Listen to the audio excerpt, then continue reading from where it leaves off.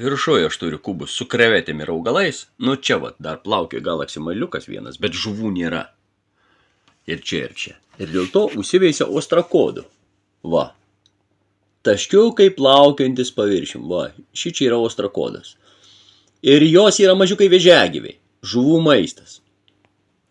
O apačioje aš turiu akvariumą su žuvimis ir ostrakodas neišgyvena. Tai ką darau?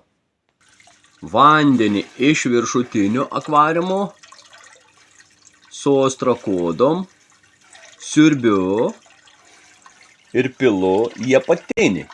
Nes čia augalai yra suvalgę maistą medžiagas ir čia vandenį reikia papildyti, kad jie gautų daugiau mineralo, bet čia nitratų iš viso nėra. Arba beveik nėra. Ir vanduo yra baltas ir švarus, tai pilnas ostrakodų. O čia vanduo yra pilnas nitratų, bet jame nėra ostrakodų. Tai aš čia įpilu švarų vandenį iš viršutinio akvariumo ir kartu pasimaitina žuvis ostrakodom. Va.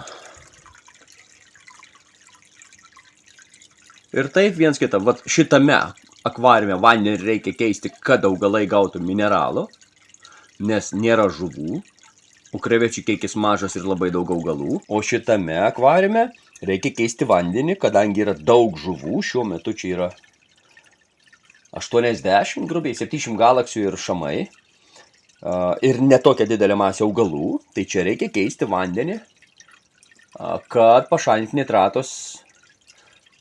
Tai vat viens kitą papildo. Iš čia vandenį siurbiu retai, o iš apatinio pastoviai.